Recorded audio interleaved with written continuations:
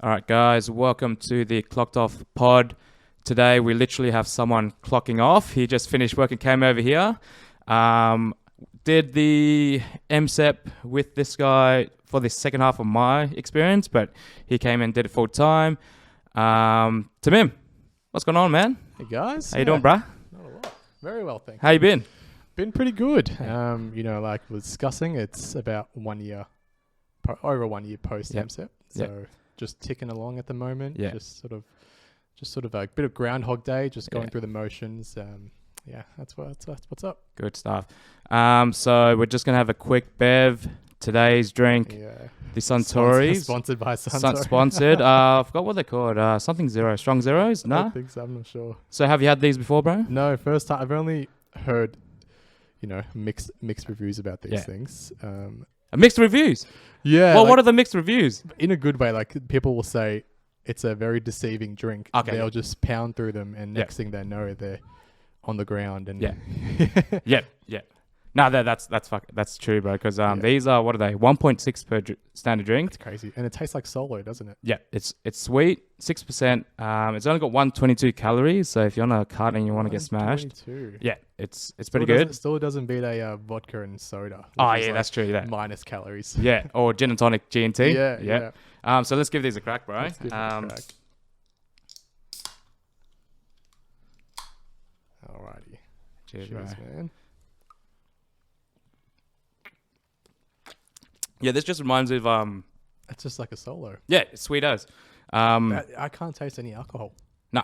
That's dangerous. Yeah, it is. You buy a 10-pack about $40, $45 at Coles. That's not bad. You split that up between 2 or 3 guys, and you're fucked.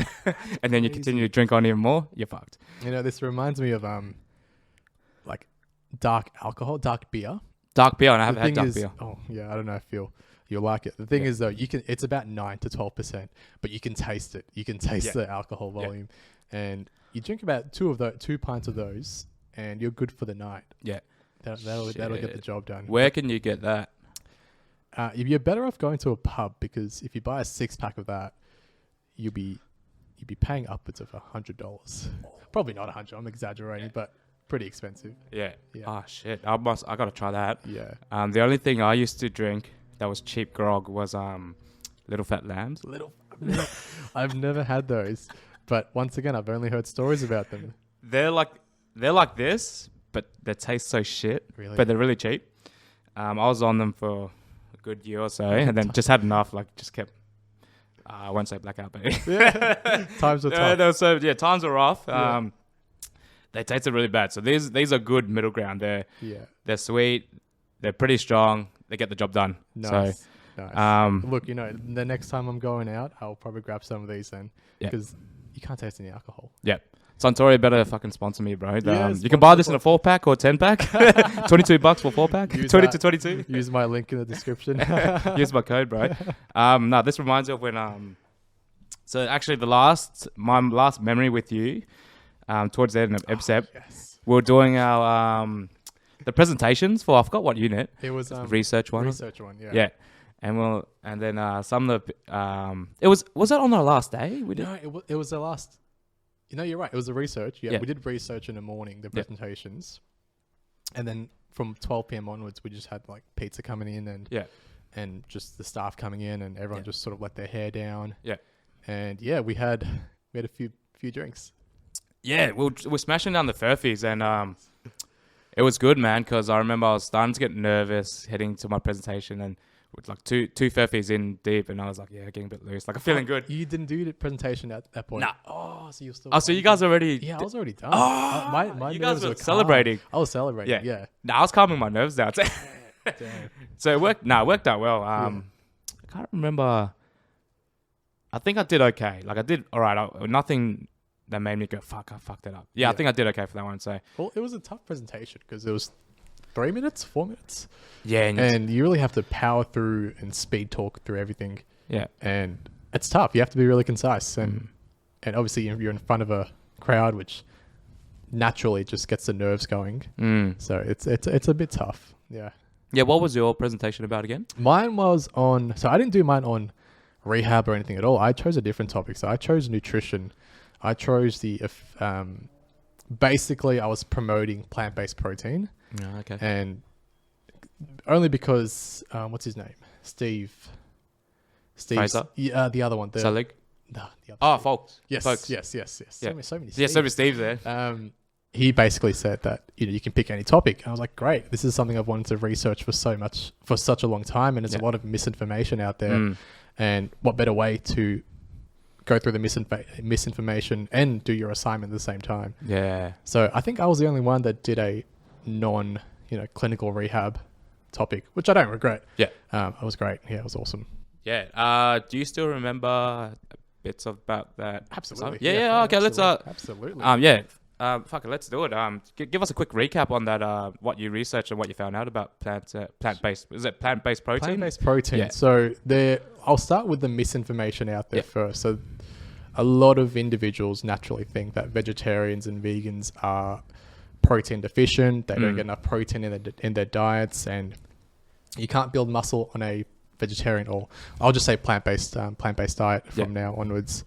And even when I did eat meat, I'm vegetarian by the way. Even when I did eat meat, I would always see that. I was like, oh, it must suck to be vegetarian because you can't get any protein, and that transition into that sort of diet. And I was still getting enough protein into my diet, but there was still a lot of misinformation out there. Yeah.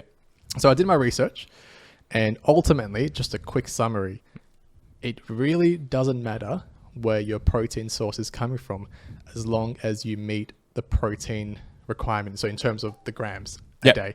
Sure. So even if you're getting about 200 grams of protein a day, it doesn't matter if it's come from plant-based or if it's come from animal-based, it doesn't matter. There's been a really good systematic review a couple of years ago. I can't remember by who, but they basically came to that conclusion, and they reviewed a lot of good RCTs, and they basically said it doesn't matter where it's coming from, as long as you get the adequate amounts of protein in.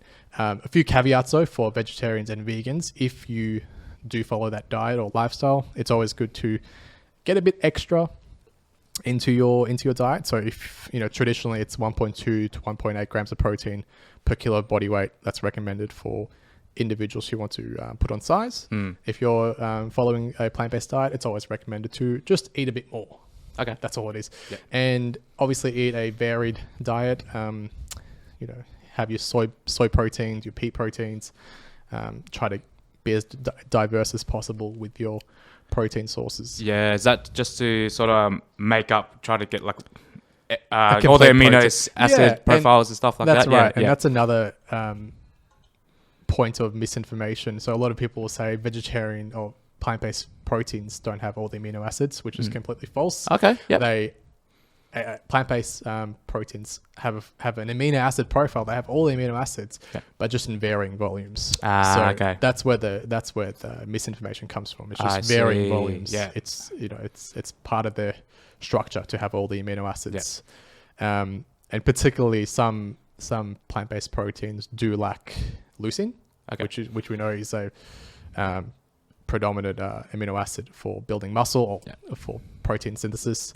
So a lot of plant-based proteins lack leucine. And once again, if you do eat a varied diet, because no vegetarian or vegan just eats soy. They eat everything. So everything within their whatever they can eat. So they're going to be eating soy. They're going to be eating potatoes. They're going to be eating peas. And all that combined, it makes a complete protein, and then they'll likely meet the sufficient amount of leucine, for example. That's basically what the research is telling us right now. It's still a hot topic, which is ridiculous. I thought the case was shut, but there are still a lot of carnivore proponents that say that you can't build muscle and blah blah blah blah. It's rubbish. Is that like isn't that a guy like Carnivore MD or something? Yeah, what's his name? I don't know his real name, but I just know Lane Norton hates his guts. Everyone that's evidence based hates his gut. Carnivore MD, like, he's obviously pushing a product. He has his own, I think, supplement line. And he's pushing. What's his name? It's killing me. Jake Saladino. Paul Saladino. Okay, yeah. There we go. He's a muppet. He's a clown. And I'm not bashing on his background. So obviously he's a doctor, but he's a doctor of psychiatry. Oh, right. I think he has he's double board certified. So I think he has obviously psychiatry, but also functional medicine, which I'm not sure. I don't know too much about that, so I'm not going to make a comment about that. Yeah. But yeah, his background is psychiatry. So, Interesting. you don't learn a lot about nutrition in psychiatry or in medicine in general, but that's changing now, which is good. Yeah. That's like us trying to diagnose if you got COVID or not, or like this sick, or you've got a flu or something, or just exactly. Yeah, so stepping out of his lane a bit there. This is his scope, and this is where he's like practicing. He's really outreaching there. Yeah. Actually, so that kind of makes sense. You researched about I guess plant protein based because you're a vegetarian. When did you switch over? I switched over. So actually, I was vegan for about 5 years, and then I had a moral epiphany. I had a change recently, about 3 months ago. Oh, so this is very recent. This is very recent. Okay, So I was. So you were still a vegan when at MC? Yeah. Okay. So I was a vegan for about 5 years. Yeah. Which I loved it. I still eat a predominantly vegan diet. Yeah. Or plant-based diet, I should say. Yeah. But I switched over because I was like, I wanted to not limit myself. My main goal was to minimize the environmental impact that producing meat has, and which I successfully did in my own eyes. And I did that, and I still do that. I still try my best to do that.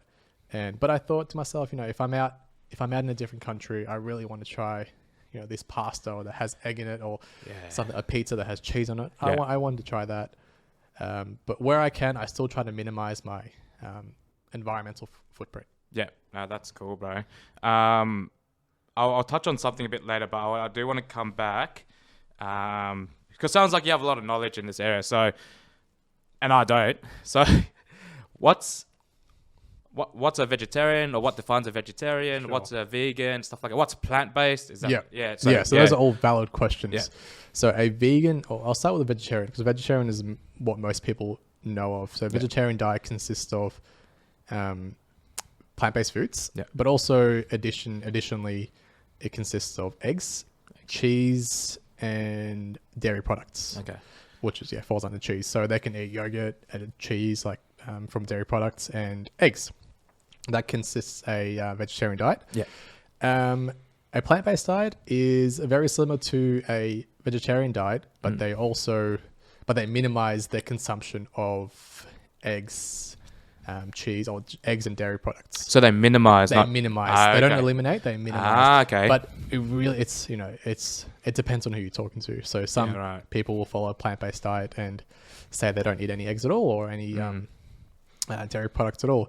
And a vegan diet, which is a funny term because veganism is a lifestyle. So if you're a vegan, you have likely changed your lifestyle. You're trying to reduce your environmental footprint.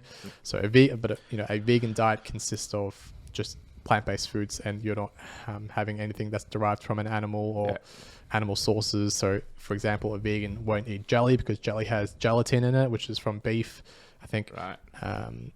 So that's what that consists of. So a lot of people may have a plant-based diet, but they'll probably still wear leather. Okay. For example, or they'll still smoke. Yeah. Okay. Yeah. So veganism is more of a lifestyle, and plant-based diet is more of a diet. Okay. And yeah. And I guess so. Yeah, so vegan's more of a lifestyle. Vegetarian is more of a diet. More of a diet. Perhaps more of a lifestyle as well. Yeah. But once again, it depends. It's very unique. It depends on the individual, and everyone has their own story of why they're doing it. Yeah, sure. And with being a vegetarian, there's like other terms, like all those. Are you familiar with those ones, or octo? Like pescatarian. Yeah, all that stuff. Yeah, I never know which is what. Yeah. So pescatarian is you include fish in your diet, but you don't eat any animals. Yeah. I think you eat eggs and cheese and dairy products. So I think a pescatarian is someone that's vegetarian but also eats fish. Yeah. So perhaps they're conscious of what their animal or meat consumption, but also they're conscious of their omega-3s and 6s and whatnot. But there's a lot out there which I don't know too much about either. Yeah, no, that's all right. How about let's go with, because you're doing exercise sports science, you're an EP, and you do some training stuff here and there. Have you found any differences or changes with your training with the since turning to doing more of a vegan lifestyle, vegetarian lifestyle? Look, you'll hear a lot of people say that when they transition to a vegan lifestyle or plant-based diet, they'll say they had a lot of energy. Perhaps their acne cleared up. Yeah. Perhaps they're sleeping better. Perhaps they're feeling less lethargic after a heavy meat meal. But maybe I experienced those. I wasn't paying too much attention. Okay. In terms of my my performance, it wasn't impacted too much. Yeah. I did lose a lot of weight because perhaps that was intentionally, I'm not sure, but a vegan or plant-based diet is naturally just lower in calories. You don't have those high calorie animal products that you typically eat. So you do need to keep an eye on it. So I did drop down maybe 10 kilos, which I was okay with. Because once I caught wind of it, I was like, okay, look, maybe it's good that I drop down some kgs. But yeah, look, to answer your question, for me personally, there wasn't much of a difference in my performance in terms of exercising and being in the gym. Yeah, that's good, man. That's really good. Basically the same. No, that's good. And because I even know with the maybe I won't go there. But go there. Go there. No, with I know there was a documentary on Netflix that they claim performance benefits, stuff like that. Yeah. Probably wasn't prying into that side of things, but it's good to hear that you didn't feel any detriment with the diet change. No, not at all. So I guess even the takeaway, just feel free to do what's best for you, even your own beliefs and stuff like that, and just go there. Just don't worry about if it's going to affect your performance or not, because there's always a way, I guess. That's right, and don't make life changes based off documentaries. Yeah, because they're documentaries. They're documentaries. That's what they're supposed to do. They're supposed to get clicks. They're supposed to get views. Yeah, they're supposed to create controversy. Yeah, they're not supposed to be for life-changing decisions. Yeah. Did you watch that doco, by the way? Are you referring to Game Changer on Netflix? Okay. I was looking forward to it because I thought it was just going to be a celebration of plant-based athletes. Yeah. But then when I heard that it was a typical vegan documentary, I didn't watch it. Okay. I did hear though Lane Norton posted up a review of Game Changers, I think, and which I read as well. Yeah. And I thought, that they're all quite valid. Everyone has their own biases though, so I think some people were triggered or something like that. Yeah. Yeah. I didn't watch it. Okay. I think the good takeaway about that at least was we should be eating more vegetables and stuff like that, or just doing things that are better for the environment and stuff like that. Looking after the place that we live in, we want generations to live on and on in this place we live in. So I definitely get all that. That's definitely all good stuff. But had a lot of people suddenly try to be vegan or vegetarian because they thought it was they're going to be they're feeling the best ever. Yeah, so I think that's where it probably shifted people's mindsets a bit, or maybe the wrong way, or if that's your intrinsic motive or more of an extrinsic motivation, that you're not going to last very long, because it is a lifestyle that's very restrictive. Yeah, and if you're doing it for the wrong reasons, you're not going to get that fulfillment. Yeah, and it's going to be very, very tough, challenging, and you won't last very long. Yeah, right. So have you pretty much got to that stage where everything's just bang, bang, bang, it's part of your life, it's easy. If things happen, you try to work around it, stuff like that, or if you need to gain weight, you eat a bit more. Is everything pretty smooth from here now? Everything's pretty smooth. Since January, I've been putting on. So I've been bulking. Yeah. I'm back up to 81 kilos now. So nice. I was floating around 70 for most of the past 5 years. Yeah. So I'm back up to 80 now. Which I have felt. I used to run a lot.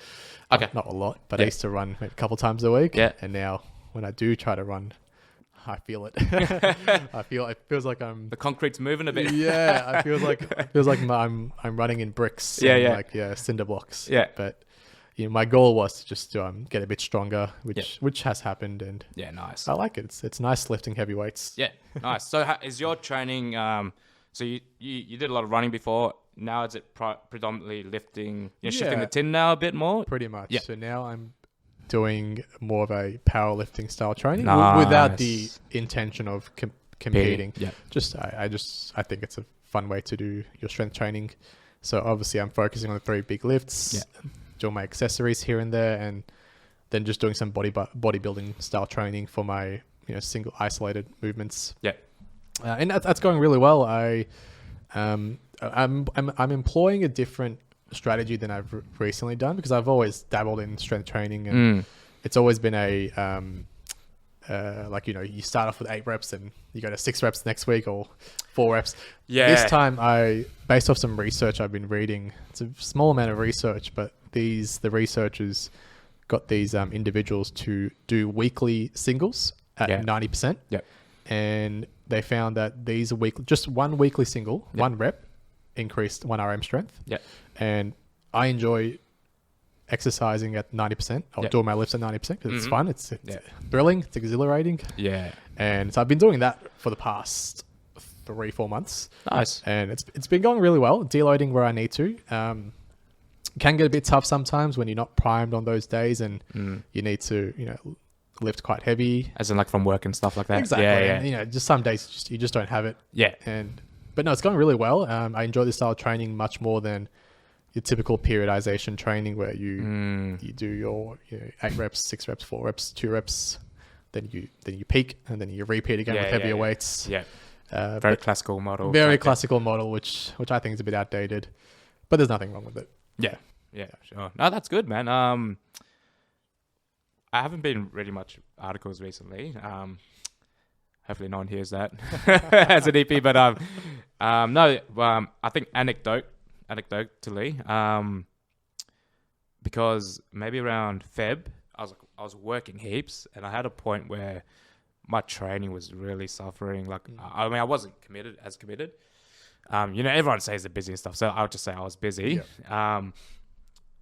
And then pretty much what I did I had 2 or 3 months where things were going down. I was barely training. I had 2 moments of 1 week periods where I didn't train at all, which I haven't done that in a very long time. So things are going loose a bit, and I basically to get myself back into the rhythm, I was just pulling like heavy singles. Just because I missed that feeling. It's fun. And it couldn't be fucked doing the volume work after too. But yeah, no, I pretty much did that over like the course of like a month or 2, and I was slowly getting back into it. So, that's I didn't know there was research about that. So that's pretty cool. You're evidence based. Yeah. Without even knowing it. Yeah, exactly. That's the best style of evidence based. But yeah, I think it's good for people that are restricted on time. Yeah. If they don't have a lot of time, or if they're in a really busy gyms. Yeah.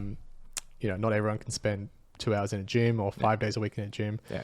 I think this is really good for people that are limited with time. Yeah, for sure. And because at 90%, your lift at 75 to 80% is not going to look like that when it's at 90. 90%, so which is completely fine, everyone. Yeah, for sure. Don't panic if your back rounds a bit, or if you butt wink a bit, or if your squat looks like a good morning. Yeah, it's fine. Yeah, for sure. Yeah. And it's just I just like ripping it. So it's fun, isn't it? Yeah, got it. Yeah, so even more reasons to do 90%, man. Just keep at it. Keep at it. Just imagine. Is it the Bulgarian style? Oh God, the ripping like maxes like 3 or 4 times a day, or so 5 times a day throughout the day. Like I think the Russians or the Germans. I don't even remember, to be honest. Maybe it's the Bulgarians. Yeah, one of them. Yeah, but one of the what are they called? The East. I don't know my geography. Anyway, one of them. Yeah, one of those Eastern European. That's nations. Yeah. But yeah, that style of training is tough. That's crazy. It's tough. I'm not sure if it's even necessary. Yeah. But it'll build good work capacity. Yeah, you'll get fit. Yeah. Maybe not aerobically fit. Yeah. But you can definitely pump out some good weight. Yeah. For sure. Hey, speaking of aerobic work, so you used to run a lot. Yeah. I'd say I probably ran a lot in high school. I don't run as much now. What's a good way for me to get back into running? Get back into running. Yeah. look, it's going to sound... Assuming I'm perfectly healthy and everything. Yeah, Yep. so it's going to sound really cliche, but once again, it does depend on your background. If you did do a lot of long distance running and you took about 2-3 years off, you can probably get back into running quite easily. Yeah. But let's assume you're a beginner and you've never run before. I would recommend probably just like a ramping up process of running. So you maybe run about 5-10 minutes a couple times a week and then increase, and perhaps focusing more on time rather than kilometers. Not focusing too much on your pace or your heart rate response. But that would be the best way to get back into running. And it also depends on your goal. If you want to do a 5K, if you want to do a 10, half marathon or a full marathon, that'll dictate what sort of style of training you do during the week. And also if you do resistance training as well, you sort of have to be a bit strategic with how you, or when you run and when you do your resistance training as well. So I would recommend, maybe 3 times a week of doing 5-10 minutes of running, especially if you're a beginner. But if you've had a pretty experienced past, then probably getting back into like 30-minute runs or something like that. It really depends on the individual. A lot of trial and error. Listening to your body is the best thing you can do. Nice. That's the best thing you can do. I don't think I could even run for like 10 minutes. I'm not even exaggerating right now. I can't run for 5-10 minutes straight. So probably I should get back into it. But look, you can running's great, but you can get, if you want the aerobic benefits, I'll just go on a bike. Go on a cross trainer, go on a rower. If you want to get good at running, then obviously run. It just depends on your goal. Yeah, for sure. I'm gonna go back a bit to maybe just a young Tamim. Young Tamim, because when I was starting my EP and stuff, I just assume everyone's younger than me because like I was a bit. Are we the same age? I think we are. Yeah, I think we are. So yeah, I just assumed that everyone's younger than me. Maybe because I had a bit of a detour, I guess. Yeah. So I was a bit more down the line of the average age, I guess. But yeah, then I found out, I was talking to you, we're pretty much the same age. So you must have been doing something a bit different prior to that then, potentially. But I might even go even further back into maybe your childhood and stuff like that. What kind of sports were you playing? Or like, were you always running or always interested in exercise? What was a young Tamim doing? So young Tamim, I played grassroots sports. So up until, I think, 12 years old, I played cricket and footy, like most young Australians did. Except me. Well, there you go. Perhaps not all young Australians. And I played a lot of sports just in the backyard with my brothers and cousins. And then I stopped after I was 12. I don't know why. Maybe it was my parents. Maybe they stopped taking me to training. Not too sure why I stopped. And then I didn't have my passion for exercise and movement up until I was about, I think, 17, maybe 18. And I think I just joined a gym one day. Oh, no, sorry. I lived in a estate that had a free community gym. And I was just... A free community? Yeah, and they had a full squat rack. What do you mean? How does that work? I'm not sure. Well, as far as I'm aware, it was free. I didn't pay anything. That's crazy. Perhaps my parents paid something. Oh, that's mad. And they had, lat pull down, leg press, chest press, like those 12-in-1 machines, those stacks, and had a bench press, squat rack, and some dumbbells. And I was just in there pumping weight every day, not knowing what I was doing. Just going in there, doing the most aesthetically pleasing exercises like bicep curls and chest press and lat pull downs. And I had no direction. And then I started watching some YouTube videos like we all did. And the first person I watched, well, I'm not sure if you're aware of him, Mike Chang. Six Pack Fitness. Fitness, yeah. Oh my God. Yeah, funnily, bloody bastard was on every fucking ad on YouTube. He was the predecessor of everyone that's an influencer now. Yeah, he's the OG influencer. OG. Fitness. Yeah. He paved the way for everyone. Shit. I forgot about him. him. Made all the strategies and techniques. He did everything. And funnily enough, he popped up on my Instagram, and now he's now he's rich. He's retired. He's done. Like he's living his life now. I'm not surprised. Yeah. So if you're aware of Mike Chang Fitness, he basically sold these programs that guaranteed a six-pack of your abs six-pack instantly. And being quite young, you're quite impressionable. Yeah. And I would follow his programs. And I mean, essentially, you got stronger because you're just doing a basic progressive resistance training program. Yeah. And so, yeah, I watched Mike Chang. I got a bit of an idea of his training, and I watched a few other YouTubers growing up.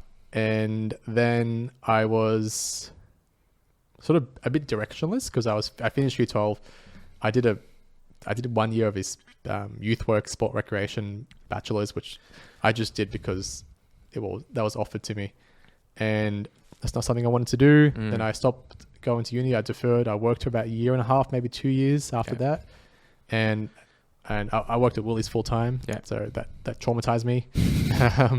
What was it traumatizing? It's just a cutthroat world, Woolies. Cutthroat world. Yeah. And yeah, I've got a job that can relate. I did the casino for 4.5 years. So yeah. It's working part time when you're a young adult or you're that young or a teenager. Yeah. It shapes you in a different way. Yeah. Very what's the word? Monotonous or exactly. Yeah. It's just Groundhog Day. And because I worked weekends, I basically lost my social life. And I definitely feel you there. Yeah. So, but yeah, look. So I did that, and I was like, this is not something I wanted to do. Yeah. I was a bit directionless, and then I think I was just scrolling through Victoria University's courses, and because I like exercise, I typed in exercise, and then naturally exercise science was brought up in the search list, and I looked at it. It sounded great. Yeah. I applied for it, got in, and then that was my undergrad. Undergrad was really fun. I enjoyed my time at Victoria University. Had some really good memories. Naturally, like everyone, my first year I was just mucking around. I would barely get passes. And I think I got 1 HD my first year. But it was a fun year. And then second year I pulled my finger out. I was like, okay, maybe I need to do something about this. And then my WAM and GPA skyrocketed. And finished that in 2019. Worked for 6 months as an exercise scientist at two jobs, a private practice facility and a recreation facility. Is that the Tamim.aes days? That was. Yeah. Finally, look, I'll go on a tangent here. I started that page with the best of intentions. I wanted to post the coolest stuff, the most up-to-date research, but it was so exhausting. A lot of effort. I gave up. I wasn't getting much reward. Not that I wanted to do it for a reward. It was another way for me to learn information and whatnot. And I stopped that pretty quickly. I gave up pretty quickly. And also because, there's so many other better pages out there that do a great job at it and they're getting paid to do it. And so finished uni, worked 2 jobs, and then I applied for masters at Deakin. Moved out of my parents' house in the western suburbs. I know. Born and raised in the West. Once again, that shapes you as well. You're a different person if you grew up in the West. And then I moved to Blackburn, which is quite close to Burwood at Deakin. And then, did my Deakin course, as you're aware, heavily impacted by COVID. And that's about it. And then I finished Deakin, finished MSEP, and here we are. Oh, shit. Not surprised that you sort of pulled it around, got your GPA up, because definitely my first impression of you, I'm like, oh fuck, this guy's pretty switched on. He's pretty smart. Like I remember we were like on I think we were like doing a group. I'm not sure if it's like a group or something. I remember one of these units where we had to do like weekly group tasks and stuff like that. And I happened to be in the same group as you. I'm like, oh shit, this guy's fucking smart. Like he's got his fucking notepad and shit. He's asking the right questions, taking down notes. Like, damn, this guy's smart. So definitely got that impression from you from the get go. You mentioned you went through COVID. You were I call it the COVID cohort, which is very unfortunate. I can't imagine how it would have been, but definitely a unique experience that I don't think anyone will ever experience, but also would have given you so much different perspectives and skill sets and stuff like that. But I guess from your end, how was that whole experience trying to study, masters, fairly big time of your life, but going through the COVID and all that at the same time?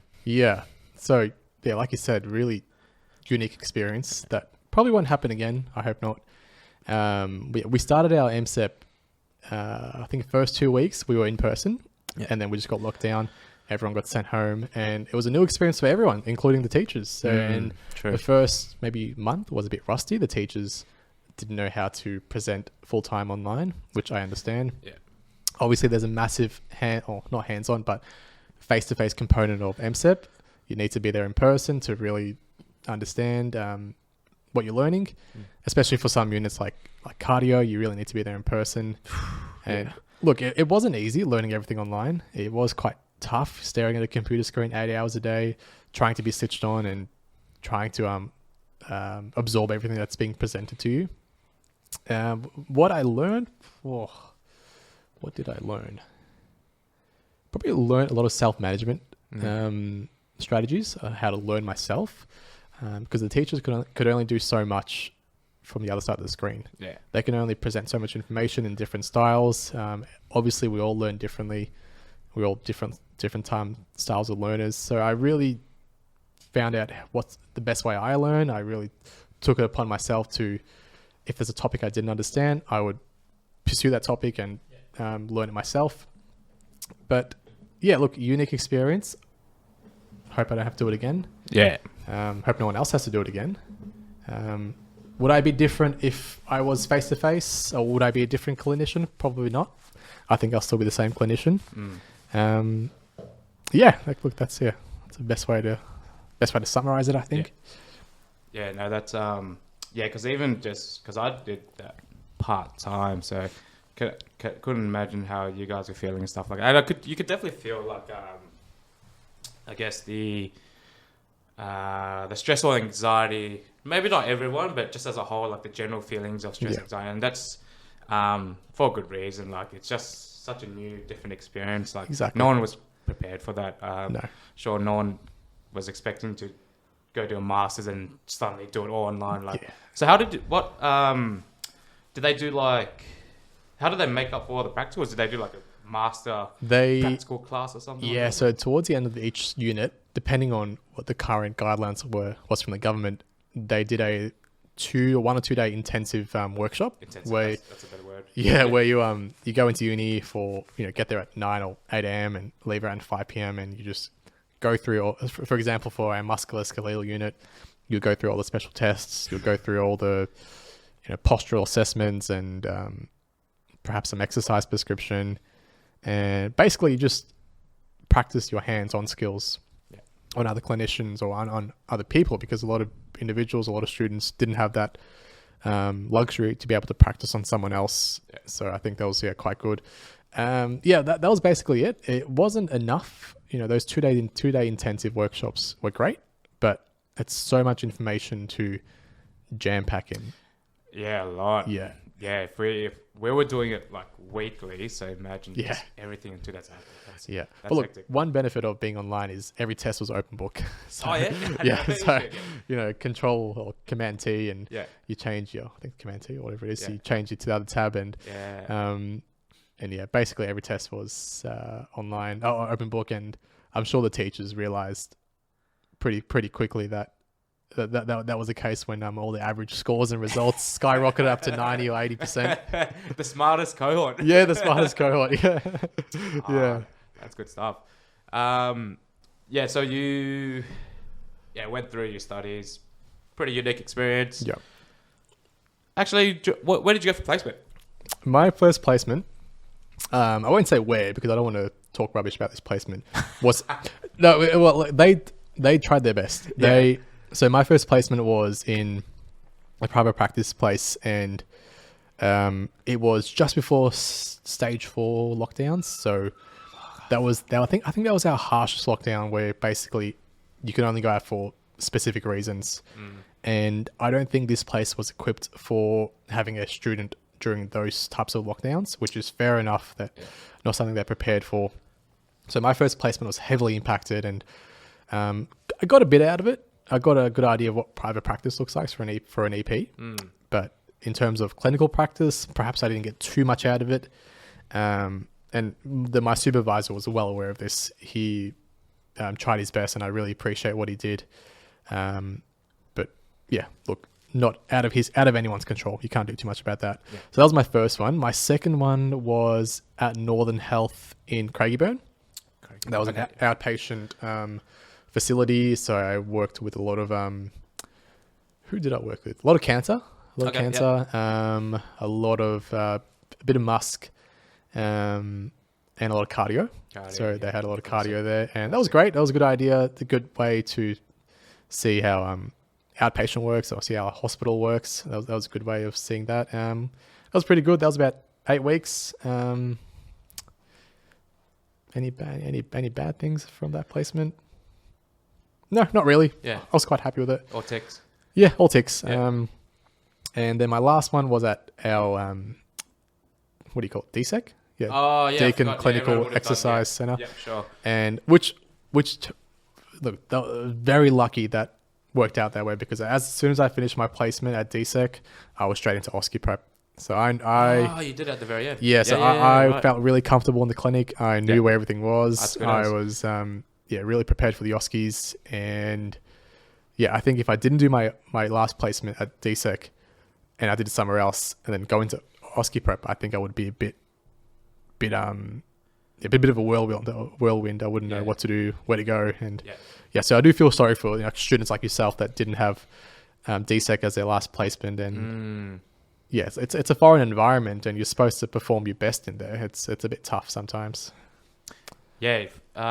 In my particular situation, I did my OSCE over telehealth. Yeah. And being part time. Wait, what? Did you really? Your OSCE? Oh, not OSCE. Sorry, my bad. DSEC placement. Yeah. It's the drinks kicking in. It's a DSEC telehealth. Yeah. That would have been rough. Like. Yeah, it was good being able to wake 10 minutes before your shift. But just like days when I'm not sure how it ran in person, but if you weren't leading or you weren't assisting, were you... You're just watching, right? Watching, or were you like giving feedback or trying to watch and give feedback? Is that how it works in person? In person, pretty much. Yeah. There's a group of 4, one's leading, one's taking soap notes, and 2's providing feedback. Okay, so that was pretty much the same structure, but when you're doing that at a screen, you're like... you're trying to, if you're the one watching, you cop it. You cop it. But because the other reason is the unique situation was the year before that we had the old DSEC.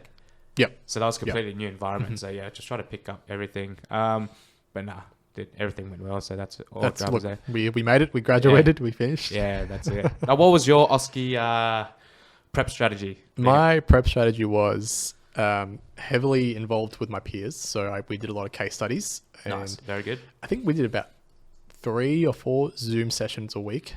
Maybe less. Oh, fuck, you did. Maybe less. All right. You did all right. Yeah, I can't remember. But there was a lot of Zoom sessions where we went over case studies. Yep. We went over like conditions, and then having different perspectives from everyone. It was really great. And look, once again, you can prepare all you want, but you can be just unlucky and get a bullshit case that you don't know anything about. Yeah. I think it really depends on your luck. I've got someone got cystic fibrosis. Yeah. I forgot who it was. But that's like everyone probably wouldn't have tried to prepare that. Yeah. Yeah. And it's you wouldn't expect it. Exactly. Yeah. And I doubt many of us will actually see someone with cystic fibrosis in practice. Yeah.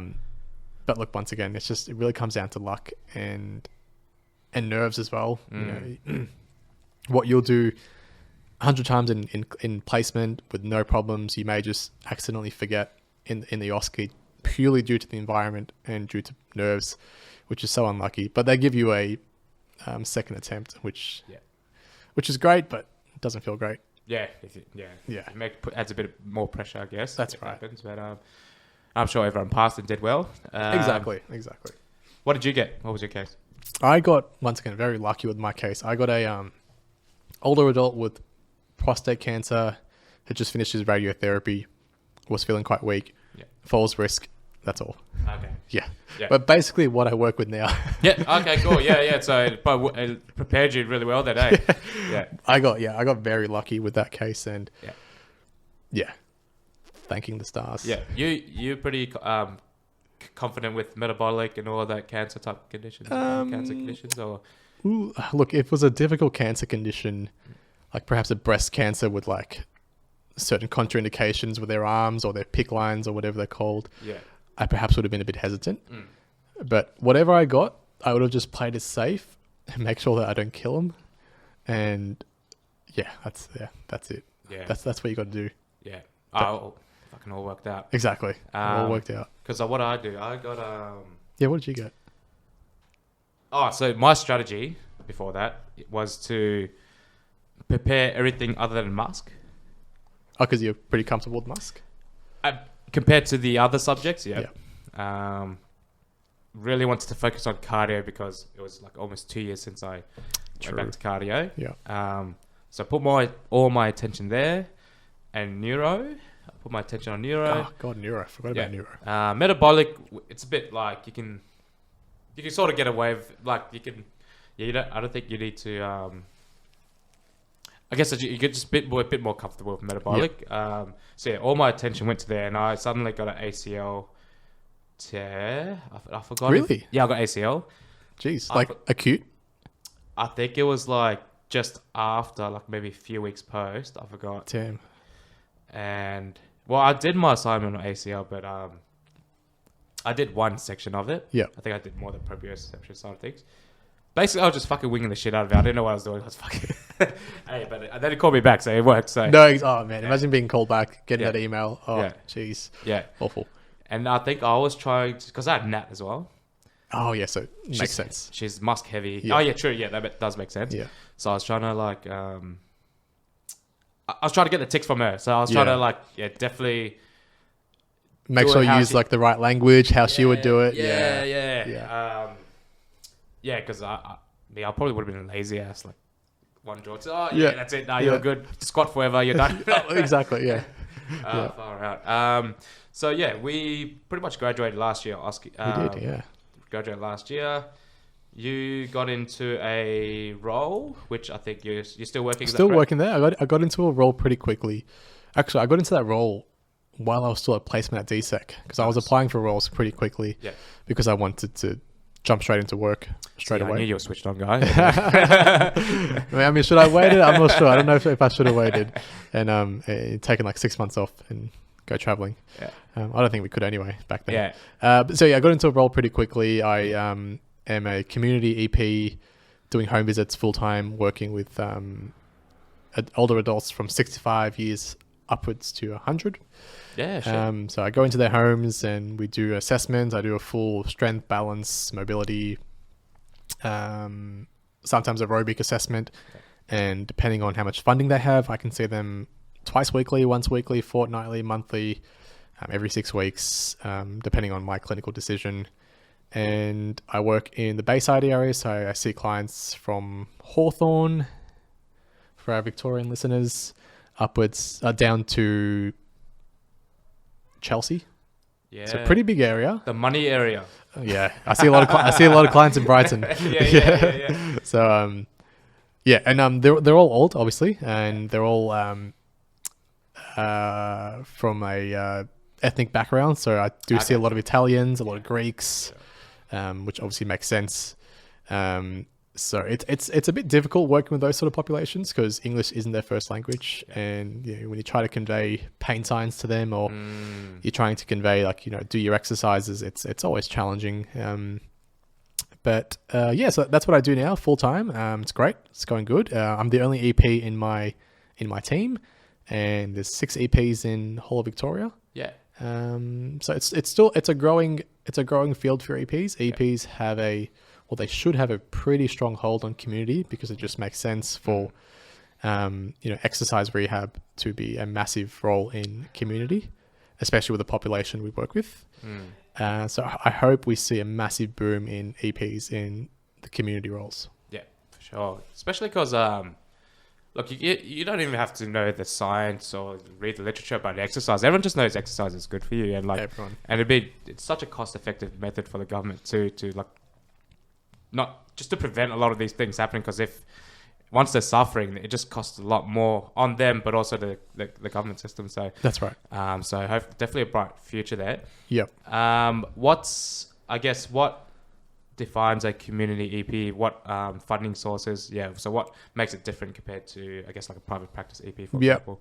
So in the community, when you turn 65, you're eligible for My Aged Care, which is a government funded services. So you can get cleaning, gardening, nursing, I think some allied health funded by the government. Yeah. And through My Aged Care, you can apply for something called home care package services.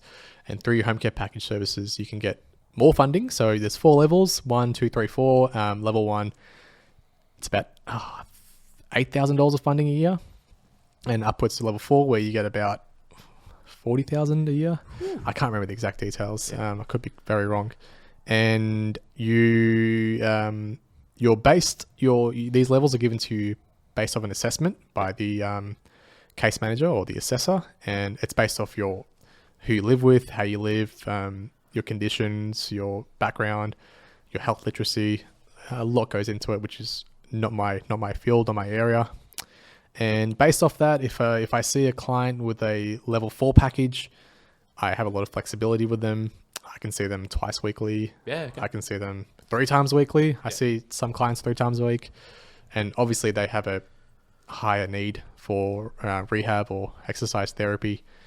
And so those are the services I see: the funding services, home care package, and short-term restorative care, which is similar to home care package, but just less funding, and it's limited to 8 weeks. Yeah. And home care packages are ongoing. It's for the rest of your life until you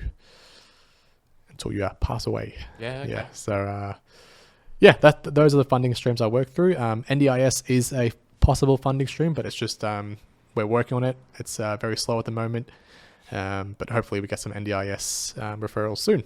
Yeah, nice. And it's mobile service. You go. Yep. So mobile services. I drive to their homes, which I'm in charge of my own schedule, so I try to cluster clients in that live near each other. Sometimes not always possible, but I don't drive too much. Yeah. Okay. Cool. And you get sort of like what do you call it? Like travel allowance. We get paid per kilometer. Yeah. From your home, from the first client you see up until the last client you see. Yeah. So we don't get paid from home to the first client and last client to home. Yeah. But it's reasonable. Yeah. Yeah. Pays the petrol. You have to use your own car? Yep. There is a company car available. Yeah. But for me personally, it's just a bit out of the way. Okay. But if there's more fleet cars available, I will definitely use them and just leave it at my house. Yeah. Because it makes more sense. Yeah. Yeah. Cool. Any other, I guess, perks or bonuses with your current role? It's very flexible. So you can, if you're seeing 6 clients in the same area, you can see all of them quite back to back and finish around 1 o'clock, and then do your notes and finish quite early. Oh, nice. So you don't always have to stay in the community. You can go home, finish your notes early, and do whatever you want. So that's one of the perks. It's you work by yourself. It's very autonomous, so you can make your own clinical decisions. It's a good role if you're quite confident. If you feel like you need that supervision, perhaps it's not the best role. Yeah. But yeah, those are the main perks. It's a rewarding job, but hopefully I see more EPs in that field. Yeah. Yeah. Cool. And I guess a lot of the things you mentioned, I don't think, did you have to learn it on the job? Like, yeah. I don't recall any of that information during uni. Yeah. I think we may have had maybe 1 hour of exercise for adults, for older adults, sorry. Yeah. And everything else I've learned through on the job or through research or through like monthly subscriptions. So a lot of things I have learned is once again self-driven. Yeah. So maybe MSEP, maybe it's worth that they add some, like maybe an extra unit just for older adults. Yeah. So we are in an aging population. Yeah, for sure. I knew you were switched on, guys. And I think, I guess they were just trying to cover, I guess, the more, what would you call it? The more, popular is not the right word. I guess the main or common types of funding source. Maybe that is a common type of funding source. Maybe we're just not as known to be working in that. Yeah. As of yet. We can, through my job, I can see clients privately. They can pay privately. Okay. Or they can pay through their health insurance. Yeah, it's always an option, but it's much easier because all older adults are eligible for my aged care and a home care package. Unfortunately, with a home care package, there is a long wait list. Yeah, because the government only has so much money. Yeah, okay. So that's where our taxes go. Yeah, to these guys. Yeah. I lost my train of thought. That's probably a good cue to take a break. And we'll get back. Hopefully we'll start the game show segment. Our first unofficial and fake sponsor is Oakland Place. Spring is around the corner and I still want to look fly while not breaking the bank. Have a suss on their website for their spring streetwear range. My boy has had an eye for fashion since primary school and is not here to look like every other streetwear company. So get your fashionable streetwear at Oakland Place. Hit up at Oakland Place _ on Instagram or have a look for their website, which I don't know what it is, so go have a suss. All right, we're back on. So we were touching on just, I guess, a bit of your workplace. You work with a lot of, I guess, the elderly population groups. I guess speaking of about the elderly, you know, they're obviously not young pups anymore. No. I guess what are some of the things their body experiences at that age? What are some of the changes or differences at that age? So there's a lot of changes that occur when you become older. So physiologically, there's so much happening. Your whole body ages, not just your skin, not just you know, your bones and tendons, like cellular functions, physiological functions. They all do change when you become older. So a lot of the clients I see, they're all sarcopenic. Okay. So for people that don't know what sarcopenia is, it's the age-related loss in muscle mass. And also they're also dynapenic. So for dynapenic isn't as commonly used. So dynapenic is the age-related loss of muscle strength. Yeah.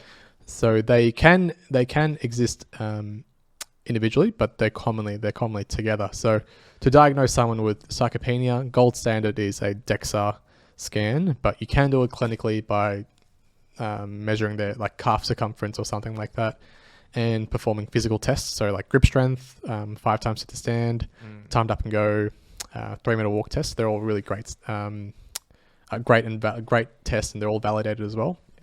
So those are some of the changes that occur. There's also, there's also high obesity rates in our elderly population, and because there's high obesity rates, there's a lot of fatty infiltration in our muscle cells. So obviously, muscle cells, they're not equipped to have high amounts of fat in them. So because of that, it affects like a lot of cellular responses and ultimately like all these complex responses that I still don't understand, and it's beyond the scope of this podcast. It affects all that, and that affects like insulin signaling and glucose metabolism and all that stuff.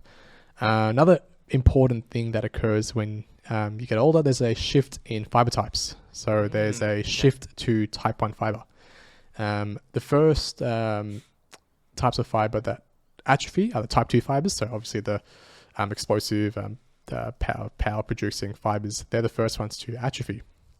And that's relevant because, if an old person has a fall and they have a loss of type 2 fibers, they won't have that ability to respond quickly, react quickly, and catch themselves. And that's really relevant because falls are one of the major leading causes of hospitalization in the elderly population.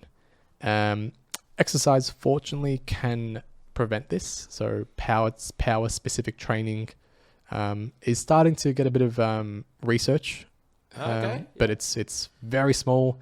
It's very specific. You do need to be in a clinic. It all helps to be in a clinic, and essentially, you just do a low intensity, high velocity training.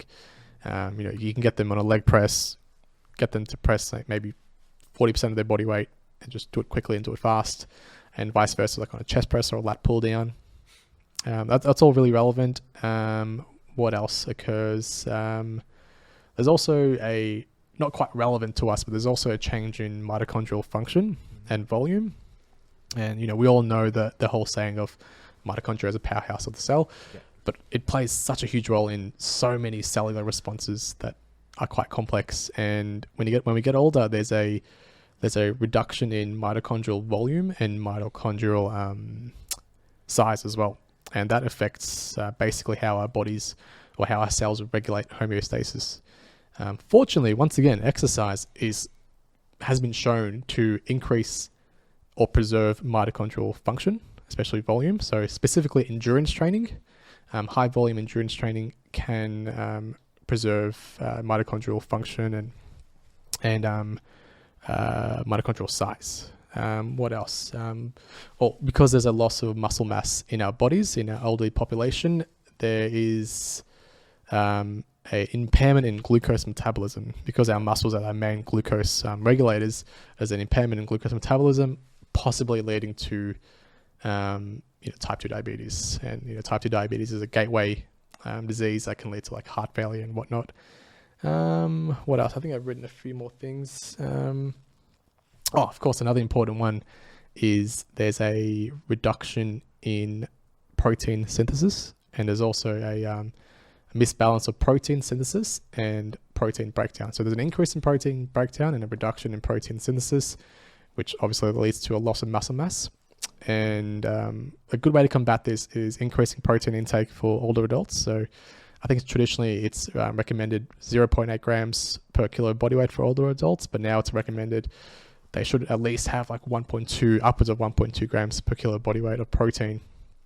And also protein synthesis rates are affected by protein intake, as well as physical activity, because physical activity is a great stimulator for protein synthesis. So once again, exercise can be really good for protein synthesis.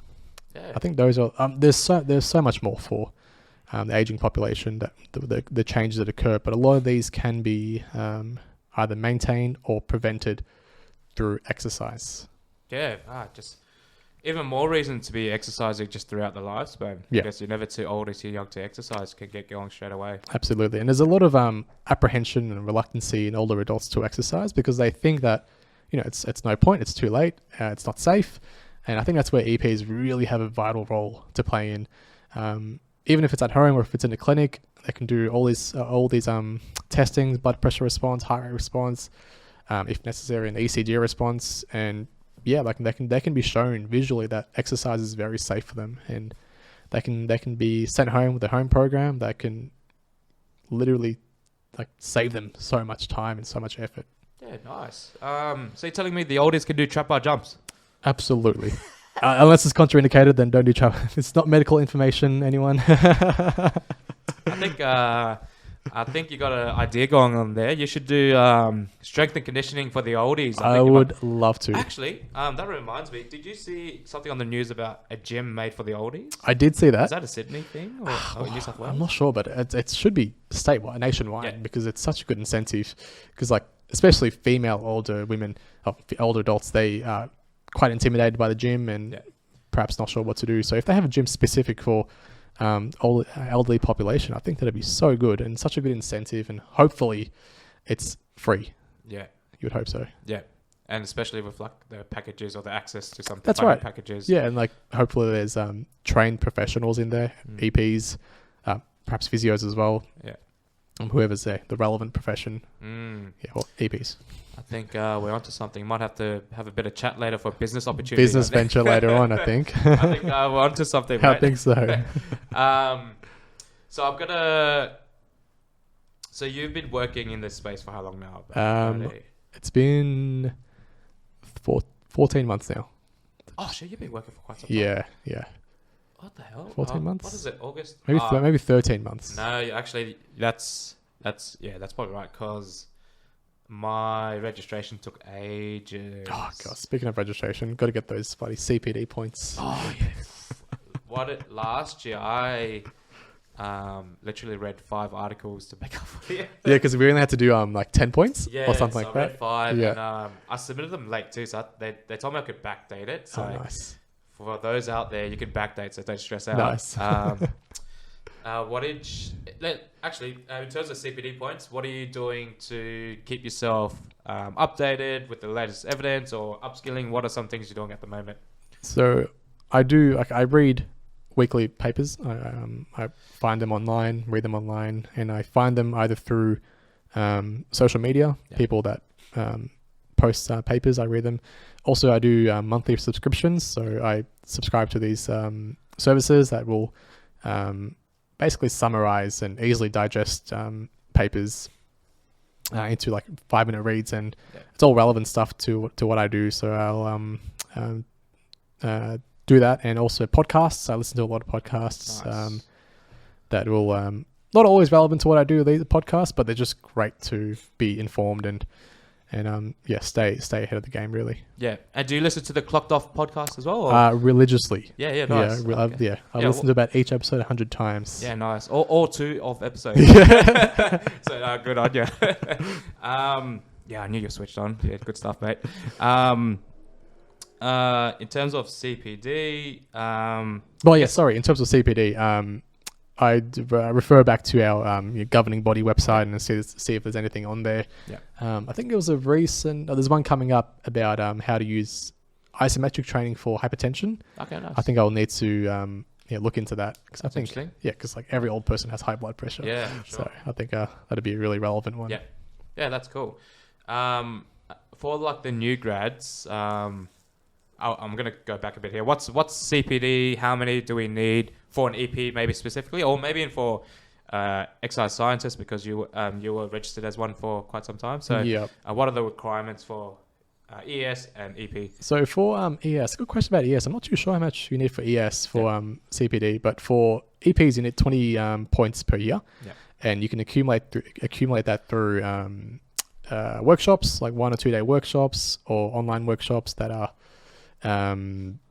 either advertised on our governing body's website or through social media. And you can also get them through first aid training, CPR training, and you can also get them through, I think, peer or being a mentor. I think you can get CPD points being a mentor. Yeah. And some really easy ones are just reading articles. You can get points through reading articles. And it's like some workshops offer about 12 CPD points. But obviously there's a financial strain with that one as well. They do get quite expensive. But if you do work for a company, they can compensate you for the workshops. So nice. It's possible. Yeah. Does your current company do that? Yep. So if we get $1,500 per year. Yeah. So it's quite good. It's they really try their best to make sure everyone's well informed and evidence based. Oh, that's good. Because for those who don't know, I'm independent or subcontractor. You mentioned some of the perks: travel allowance, annual leave, sick leave, stuff like that, salary, CPD allowance, all the good stuff. Whereas me, I get what it is. Could be there's a higher, potential for your earnings, but if you're out, you want to go to holidays, or if your clients get sick, you get done. So a lot of pros and cons there. Actually, let's speak about that before we jump onto the game show segment. I guess as a exercise scientist or a trainer in that role, were you a subcontractor? Were you? Yes. Or hourly wage? Subcontractor. I got paid per clients. I got paid a reasonable amount, and obviously the company I worked for had a commission, and they took a certain amount as well from the paycheck. Look, subcontractor work it depends on the person if you like it or not. Like you said, the cons are if you get sick, you don't get paid. If the client's sick, you don't get paid. If you want to go on a holiday, you don't get paid. So there just isn't that job security that you get with like a salaried role or something like that. Pros, geez, what will be the pros? It can be a bit flexible. You can sort of work on your own clock. Sure. Obviously there's a higher hourly rate, and I think a lot of companies offer a subcontractor role, so perhaps you have more flexibility of where you want to work. Yeah. So I'm not sure if there's any other pros that you've come across. Let's think. I think you covered a lot of them. Yeah, big one for me personally is like the flexibility. So if I need to take my family somewhere, or I need to do a bit of driving or do something important, I can just schedule my my clients around that without, I guess with a company, like you have to go through them or whatever, but that's right. I just work on my own terms and stuff like that. Another con with subcontract work, your own invoices. Oh, man, the taxes, invoices, Yeah, the time definitely adds up. Yeah. And also another con, sorry to interrupt, there's a lot of unpaid work. Yes. You're right. Like writing programs or doing invoices and things like that. Just small things that add up, and it's all unpaid work. Yeah, and that's actually a good point because especially if you're a subcontractor or you have your own brand or independent, you do want to go a bit more. Oh, I guess you're always trying to work your best and go above and beyond. But because you're by yourself, like you do, sometimes you feel like the need to add the extra touch on it to make a good impression and stuff. So that's where a lot of the unpaid hours can come from as well. Things like marketing or posts and stuff like that. If you need to put yourself out there, I do it once a month and I can't be bothered. Yeah. And I don't even get clients through my social media platform too. Oh, wow. Yeah. Yeah, it's just, I guess it's just there for a bit of brand awareness or something. Yeah, well, it's just there. Yeah. Nice. Bit of portfolio, I guess. Yeah. In terms of, and then have you, no, actually, no, that's all right. Because you've had the same role for about 13 months now and that's all salaried role? Yeah, it's all salaried. Going pretty well. Yep. Do you also get, what's it called? Salary packaging? Yep. It's packaging. Big pro. I'm not called Big Pro. No, Big Pro.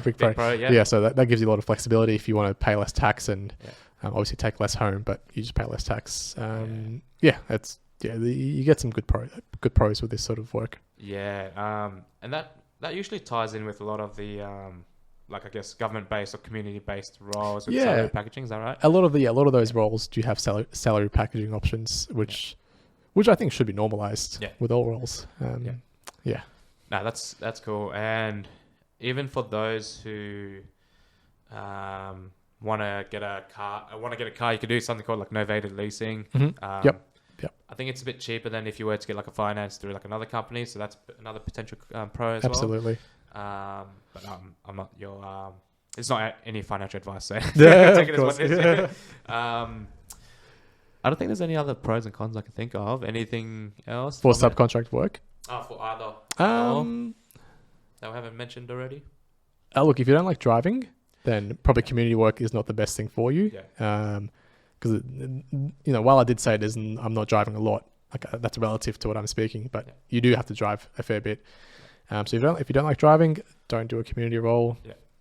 If you don't like going to people's homes, especially in this current climate, don't do a community role. If you don't like working in someone's home in the sense of being restricted with equipment, don't do a community role. But saying that, do a community role because we need EPs out there. Yeah, for sure.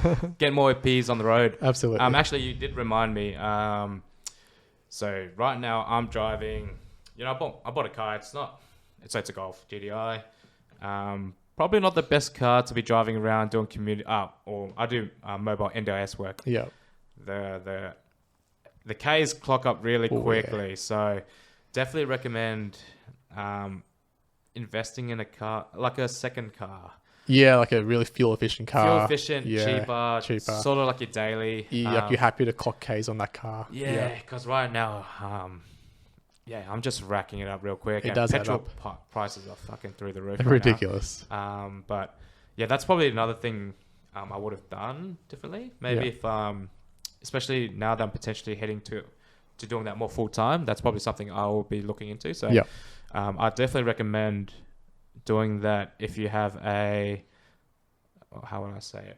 Or if you have a car that you really want to keep in a certain condition, or like if you want to preserve that car, if you want to like buy, if you want to have that car's resale preserved, then it's probably not the best option to use it for community work. Yeah, exactly. Or if you have a car that just like drains fuel. Then, it's a guzzler. Yeah, then you might. Yeah, if you're driving around a fucking like a Holden V8 or some shit. As soon as you start the car, you've already lost. You might petrol. look like a sick cunt doing donuts. That money's gonna drain down real quick. Yeah, absolutely. The other thing that I was gonna bring up is I had a pretty interesting experience as a subcontractor. No, not subcontractor, but just being by myself. I had someone who messaged me. Advertised myself on Gumtree. Personal training services. I'm trying to put myself out there. Nice. Didn't get many. I only got one response. They're definitely not watching this podcast anyway.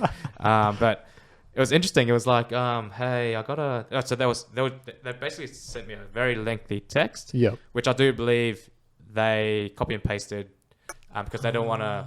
I guess they don't want to keep typing the same thing. But I guess what it said was, oh hey, this might be a bit. I forgot the actual word they used. This might be a bit different to what you normally expect, but I do have. I am looking for PT work, but I am motivated. He was saying along the lines of like, I am motivated by different things. I used to have a PT who would motivate me in different ways. Like he'd dress sexy. Like he'd grab his crotch. He'd tell me about like his when he was like doing shit with other girls, and he's like, oh, I just need someone to really motivate me, and I got extra money, and if you want to do other services at the end, I've got more money. I'm like, oh shit. Wow. Yeah, so that's the 1%. Yeah, and I'm like, if they're paying well, then nah. So like, I just imagine writing that progress note. no. So I did reply. Oh wow, what did you say? I just said, oh hey, that's I'm just I'm not that type of personality. Yeah. I let him down slowly. I Nice. wasn't being a dickhead about it. I was like, I'm not that type of personality, and I don't think I could I guess fulfill your needs. Yeah, look, each to their own. Yeah, 100%. If do what you need to do. Look, and there's probably a market out there, and like, and someone did it, so like, I'm sure there's other people willing to. So yeah, that's just not me though. So that was an interesting story. Jeez, wow. Maybe I'll try that sort of motivation with my clients. No, I'm kidding. Oh my god. Just extra short shorts, or you know, get your bikini on, mankini on. Oh god. The one thing I want to touch on before we get into the game show segment. It's pretty much been a year since we graduated, and you've been out there on the field, got a bit of experience in. Any words of wisdom or advice for a Tamim during his OSCE days, or the graduates coming up into this field? Anything you would have done differently or the same? I would just say don't stress about the small things. Yeah. When you're going through your MSEP.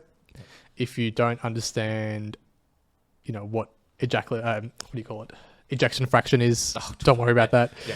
If you don't, or the percentages and shit. Exactly. if you really don't stress about that stuff, especially cardio, if you're an EP at Deakin, and if you don't understand cardio to the extent that's expected, don't stress about that stuff, because you're likely not going to be needing it. And look, just enjoy the process, because if you're doing it face to face, it's a really fun environment to learn with your friends. And like, you'll likely have some really long term friends through your studies. But yeah, just don't stress about the small things. Look, and peers get the degrees. Yeah, for sure. And no one knows about it, so it's all good. Yeah. I was actually trying really hard to like average, because like in your bachelor's, like you can graduate with like distinction or high distinction, whatnot. I was trying to do that for your masters, and they don't show that. They don't. Yeah, that's all right. They don't show it. What the fuck? Yeah, I know, right? All that hard work for nothing. Yeah. I think me and Lauren, shout out to Lauren, we were talking about it. And yeah, I just saw it. Like, what the fuck? It doesn't say anything. So, do you know why? Not sure. Actually, I thought does Deakin do it? With the like with distinction, and they do it for undergrad. But they didn't do it with postgrad. Okay, yeah, that's interesting. Yeah. Yep. They didn't do it for VU? No. Okay. No way. Yeah. It would have been nice. Yeah. Actually, let's we'll go back a bit further. VU. Where did you go? Did you go Victoria University, Footscray Park. Footscray Park. Lovely campus. Really great memories at VU. I enjoyed my final years at VU. I learned so much. I did a lot of I was actually a research assistant at VU for my second year. No, last year. Sorry, last year's first semester. I was a research assistant when I did a lot of lab work, which was so fun. It was a great time of my life, and yeah, it was great. I really enjoyed my undergrad. Yeah, nice. Yeah. What were you, or what was the person's thesis? Or so it's completely like not relevant to what I do, but they were looking at the so what I was doing specifically was the rates of autophagy in rats and human muscles after endurance training, different styles of endurance training, so long, high volume, low intensity, high intensity, low volume, and they were essentially looking at the rates of autophagy and how autophagy rates change. And yeah, it's really, really, really novel stuff. And the best part was because I was also a participant of the study, so I got my I got some biopsies done, and I was where they like jab you? jab you with a syringe, and How does that feel? they put you they inject with a local, so Yeah. you don't feel anything. Okay. Sorry, you don't feel any pain. Oh no, that's a lie as well. You still feel pain? You feel pressure. Yeah. You feel the pressure, and then there's like a really sharp, very short amount of pain when they pull the muscle out. Okay. Very weird. I can't describe it. But I was actually working on my own muscle, my own little muscle fiber. Oh, that's cool. Which was so weird. Yeah. But yeah, that was a great time. Did it help me become an EP? No, but it was fun. Yeah. Now that sounds very interesting. I definitely wish I would have delved into a bit more research. Yeah. If I do actually recommend one thing, help out with a research project because it's really good experience and it's fun. Yeah. You get to see the behind the scenes of how research operates. So yeah, if you're interested in that stuff, it's really great. Yeah, for sure. Actually, I did help out Steve Folks with his cancer PhD or research assistant. I forgot his exact. What was he? It was breast cancer, wasn't it? Breast cancer, yeah. Something to do with exercise and maybe the heart or like. Oh yeah, it was during cardiotoxicity with the chemotherapy. I think. Something like that. I think.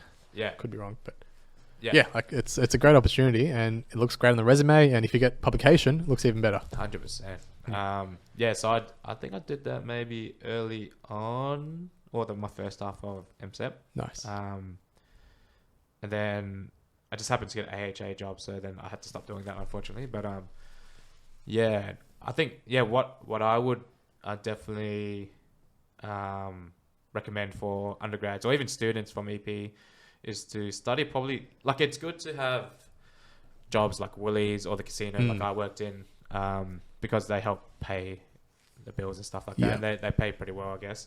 But I think at a certain point you do need to get the experience in, even if it's not paying as well as like your other job that's not relevant. But I think to get, not necessarily start from the get-go, but try to get experiences. Yeah, like work as a personal trainer 1 or 2 days a week. Yeah. And just get used to working with people. Yeah. Because if you do have that experience, it will put you ahead of your peers. Not that it's a competition, but it will put you ahead of your peers. Yeah. Because it's just having that human interaction experience makes such a difference. Yeah. Like you won't be robotic. You know how to communicate with someone. And yeah, it does make a difference. Yeah, for sure. Because I didn't even get my first personal training job until after I graduated. I was stuck at the casino. I was just a moody guy. I didn't like care about the fucking, like, I was there to make my buck and get home. You definitely don't learn good communication skills there. You do learn a bit of like, what's the word? How to be a professional, coming to work on time, keep presenting yourself in a certain way. All those things I definitely still carry on to this day. Nice. You definitely won't find me being late to many appointments or things in general. It's probably just a personal thing too. I don't like being late or things like that. But yeah, nothing wrong with those type of jobs. But no, not at all. Yeah, at a certain point, I think it's good to get the experience. Absolutely. Yeah. Makes such a difference. Yeah, for sure. Let's get on to the game show segment. Let's do it. So, first one, I'm going to call this... so everyone's probably played this before, maybe in a different way, but I'm going to call this Shoot, Fuck, Marry. Shoot, fuck, marry. I'll bleep out the fuck. But yeah, I'm sure everyone's played this in a different context. But in this sense, shoot would be something that no go. Yeah. Something that you want to fuck is you highly rate it. Something that you marry would be... well, actually, that's probably the top option. Yeah. So I'm going to present you with 3 options, and I've got 10 things to run through. Okay. And the context in how you answer this is completely up to you. So I'm going to leave it up in the open air. Maybe you can just explain why you... Okay. A couple of things. So, okay. Shoot, fuck, marry. Barbell, dumbbell, or machines? Okay. So, barbell, dumbbell. Oh, gee, that's a tough one. Okay, I'm going to shoot dumbbells. Oof. Why I'm going to shoot dumbbells? Because they're dumb. Because they're dumb, exactly. No, I'm not too sure. Because I love barbells and I love machines. Yeah, fair enough. I'm going to I'll just say F. Yeah, so you have to big bleep it F. out. Yeah. F a machine. Yeah. And marry a barbell. Yeah. Because with dumbbells, obviously there's benefits with stabilizing muscles and whatnot. Yeah. But if I want to do a dumbbell bicep curl, I'd rather do it on a machine, like a machine preacher curl. Yeah. And obviously I would marry a barbell because who doesn't love lifting, doing a squat, deadlift, or a bench press? For sure. Actually, let's quickly jump onto that because I did have that already, but let's jump ahead. Shoot F or marry SPD. Oh, okay. Jeez. Okay, I'm gonna say F. No, shoot squat, just because I have a poverty squat. And That's probably a general consensus. Yeah, For most, I love squatting, but it's just mine's so poverty. And I'm gonna fuck FA. Sorry, FA. Keep it PG here. Yeah, I know. Jeez, sorry, the younger folks. F deadlift. Yeah. Just because you can lift the most weight. Yeah. For most people. Yeah. Sexy. Yeah. And marry a bench press because who doesn't love having pumped up pecs for the rest of your life? Yeah. And if you want to marry someone, you want to be consistent and like commit to them, and you're always going to commit to Monday bench press. So. Always going to commit to a bench press. Yeah, you're never going to miss a bench press day. That makes a lot of sense actually. For me, I definitely would shoot squat. Yeah. I'm actually gonna marry the deadlift. Wow. And I'll really? F the bench press. Yeah. Why? I think actually tying it back, I used to had an injury with my disc. And it surrounded. It wasn't the deadlift that caused the injury, but I think it was just inappropriate volume that I did surrounding deadlifts and running. I was trying to shred, so I did a lot of things too soon. Did my disc, and I was scared of deadlifts for the longest time. I never did it, but fucking, I'm ripping that shit now. So nice. I'm glad that I can do it again. And I'm gonna marry the shit out of it. So love that. That's a magical story. That's a cute love story. Okay, now I'm gonna whip back to the second one. Okay.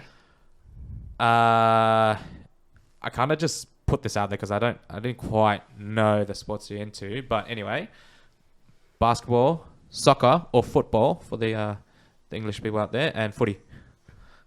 So sorry, AFL, Aussie rules. Okay, so basketball, soccer, and Aussie rules. Right? AFL. Yeah. This might insult you, but I'm going to shoot basketball just because I've never been into it. I'm sorry. I apologize to the listeners out there. I'm going to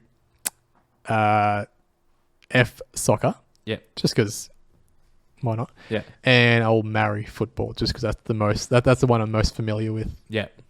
Yeah, I guess nothing too exciting there. Yeah, no, football is pretty big in English, and they have good accents, so sexy accents. So you want to F that for sure. Yeah. I'm gonna quickly switch that just because now I know what sports you're into. Let's go footy, cricket. Okay, and I'm gonna put, let's just say, powerlifting. Not necessarily if you're a powerlifter, but just training like a powerlifter. Okay, so footy, cricket or powerlifting. Yep. I'm going to shoot footy, marry cricket, Yeah. and F powerlifting. Okay. I love cricket. Yeah. That's one of my favorite sports. All the dots are connecting here. Yeah. Barbell, you're marrying a barbell, you want a powerlifting. Yeah. All makes it's all making sense. Yeah, it's all making sense. Deacon, ACU, or VU? Deacon, ACU. Well, I'm going to shoot ACU because I've never been to ACU before. That's a tough one. I'm going to marry... No, I'm going to F Deacon. Yeah. And marry VU because I've had so many good memories of VU. Yeah. And you spent what, like 3 years? 3 years at VU. Yeah. That makes more sense. Yeah. And Deacon was just all COVID, so unpleasant memories. That's true. No, I'm kidding. I've only ever been at Deacon, so Deacon. Yeah, that's fair enough. Yeah. Forearm. I'm gonna clump this all together. Bicep, triceps. Let's just call that the upper arm. Okay. Or shoulders. I'm going to shoot forearm. Yeah. I'm going to marry upper arm. Yeah. And fuck shoulders. F shoulders. Jeez, sorry guys. Forearms I've actually only trained forearms like once when I was younger. Yeah. just did the wrist curls and Yeah. try to get jacked forearms. Yeah. And It's hard. yeah, exactly. It's hard. It's hard, Yeah, 100%. And who doesn't love getting a tricep pump? Yeah. Honestly. Yeah. And yeah, that's my go-to. Good stuff. Next one: Nike, Adidas, or Puma? Shoot Puma.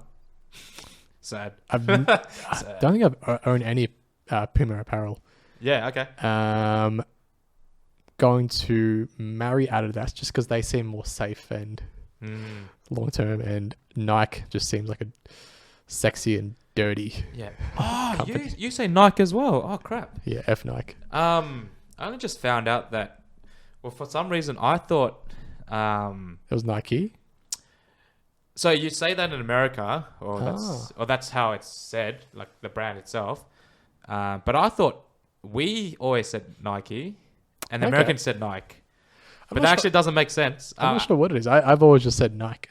No, I actually just had a conversation with my partner about this. Okay. So you're right. Australians do say Nike. Okay. Because if you think about it, like the E, we don't. Yeah. Yeah. And Nike is the American way. So I don't know why I think all my mates just say Nike. So that's what I assumed it was. I think because like we grew up with that American culture. Yeah. So Nike. Yeah. So I actually didn't realize like most people here said Nike. Oh, there you go. Yeah. So no, that's it. You learned something new. I would marry Adidas, but for a different reason, because they always have cheaper shit at the outlet stores. So I love Nike. Nike's so expensive. Yeah, looks good, looks sexy, but it's too expensive. So. Yeah, 100%. Yeah, so expensive, unnecessarily expensive. Yeah, you can always catch 40% off at Adidas. That's at very TFO. true. That's why I always rock that gear. Next one: Audi, BMW, or Merc, Mercedes. I am like so far from being a car person. Okay. So yeah, my answer will have very little substance. Yeah. So what were they again? This is goes just so hard. Audi, BMW, or Merc, Mercedes. Okay. Yeah, I know. I know what you said. Okay. I'm gonna shoot Mercedes. I'm gonna marry Audi. And I'm going to F BMW. Don't ask me why. Yeah. That's just what I went to straight away. Just to make up for that irrelevant no, not at all. segment one there, I'm going to change it up to whey protein, casein, or creatine. Oh, shoot casein. Yeah. Marry whey, F creatine. Okay. Yeah. Okay, I'm going to change it again. Whey protein, plant-based whey protein, or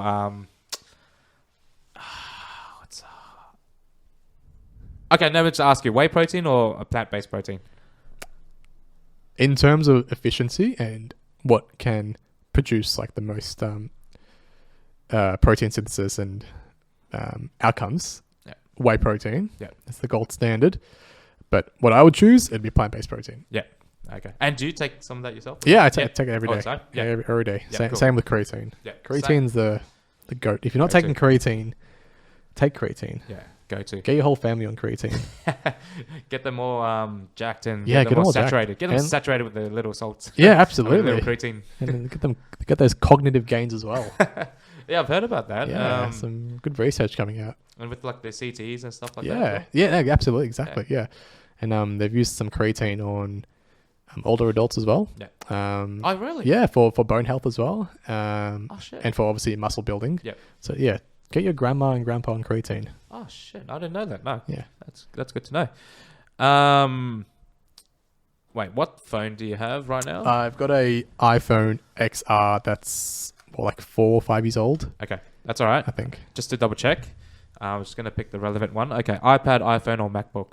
Do you have a MacBook? I do have a MacBook. Okay, so this is even more relevant. I love my iPad though. Oh, you got an iPad too? Oh, yeah. you got the Apple trifecta. I'm like a sucker for capitalism. I'm gonna shoot MacBook just because as of late I've been using it less. I'm gonna marry my iPhone and F my iPad. Yeah, okay. I love my little iPad. It has like a little pen as well. Yeah. It's basically a mini MacBook. Did you use that for MSEP? I did. I had yeah. Sort of coming back to me now. Yeah. Yeah. It's great. Why don't you use your MacBook as much anymore? Well, because I have a work laptop now.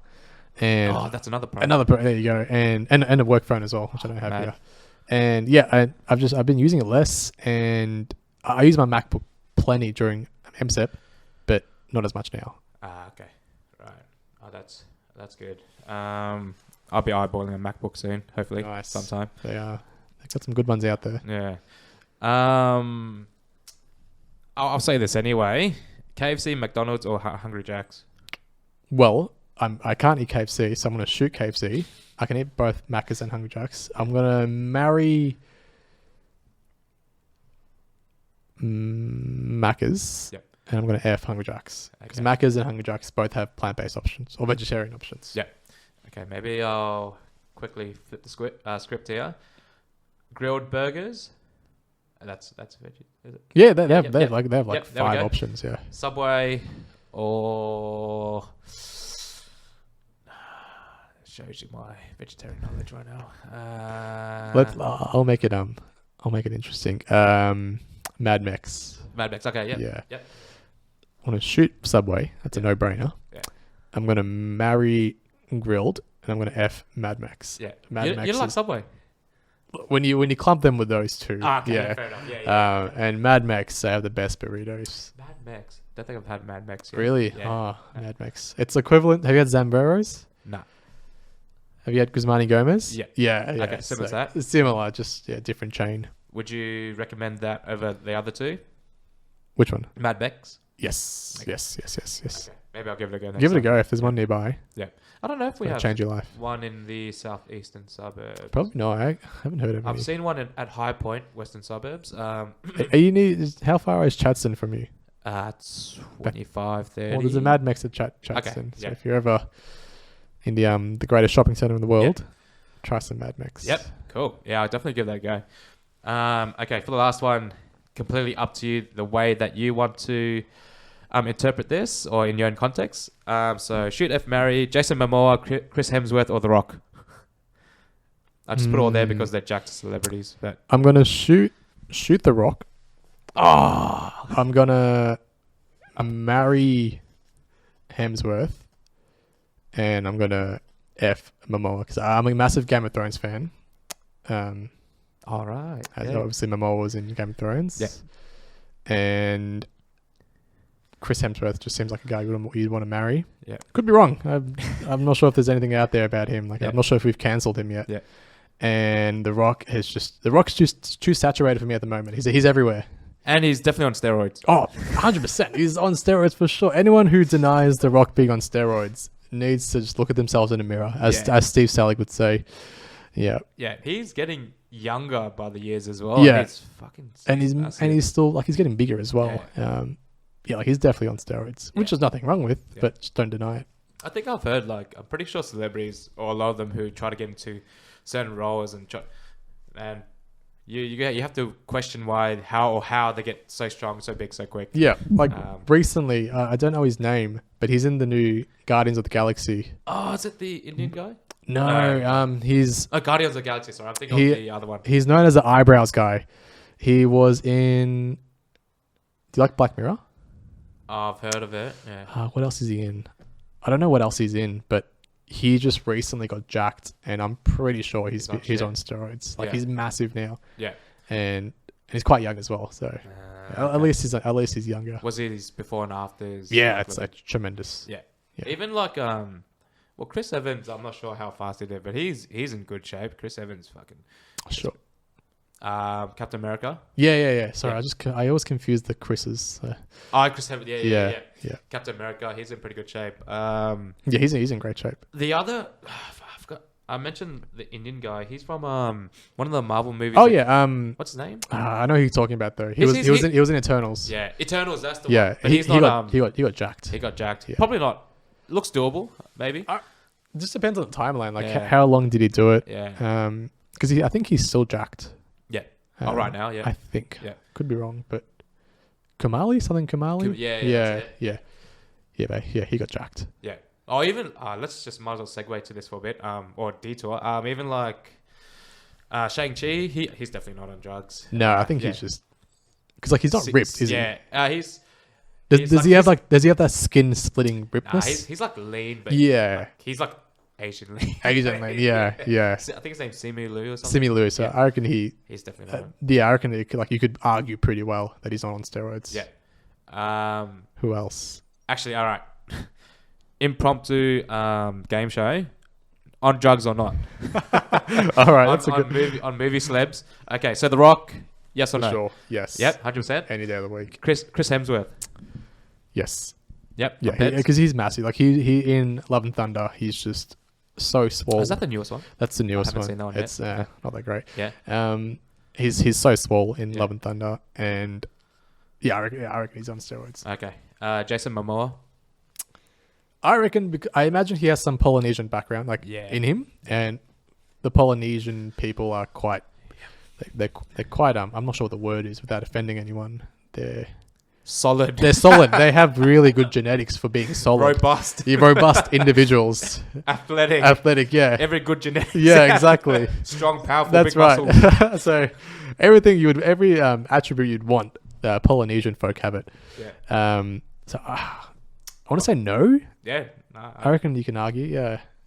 Just because, definitely, no few Islanders, and they're definitely a genetically gifted bunch. They are. Not to take away anything from No, them, of course. Like they work hard, just like anyone else. But yeah, weapons. So I probably actually think he's probably legit too. Yeah, for sure. 100%. What are some names? I've got his name, the Wolverine guy.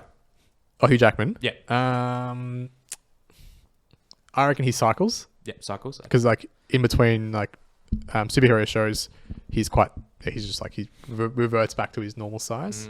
Okay. I think. Yeah. Because if you watch early Wolverine, or early I think it's early, whichever one, he's quite small. Okay. Relative to what he is in like peak Wolverine and peak X-Men. And then you see him in peak X-Men, he's like skin splitting, super vascular, like he's massive, and it's just like, oh, okay, that's a bit of a night and day difference. Yeah. So I would say he cycles with steroids probably quite intelligently. Yeah. Because he seems like a guy who wouldn't want to mess around with his health. Yeah. Just seems like that sort of guy. Yeah. What about Spider-Man? What's his name? Something Holland. Tom Holland? Yeah. He got jacked for Spider-Man. Yeah. But not enough. So Yeah, I would say he's pretty. Yeah. He's clean. He's clean. I'm just trying to think of like other superheroes. What about I think we talked about Chris Evans already. Did we? Did we not? Oh, maybe we did. I don't think we spoke about Hemsworth. Okay, Chris Evans. Peds or not? Peds. Steroids or not? Because he's not alarmingly big. Yeah.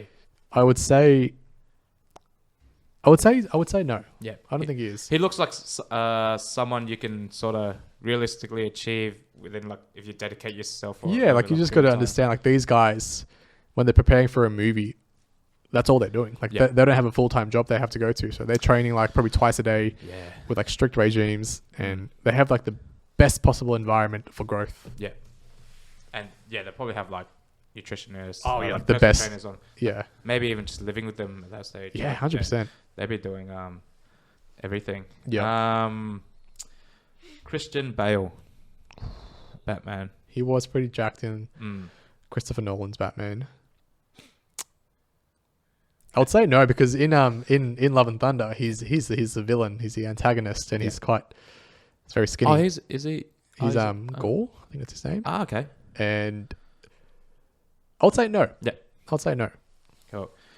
What about the other Batman, Ben Affleck? Oh yeah, for sure. Yeah, for sure. Yeah. Oh, here we go. Chris Pratt, Star-Lord.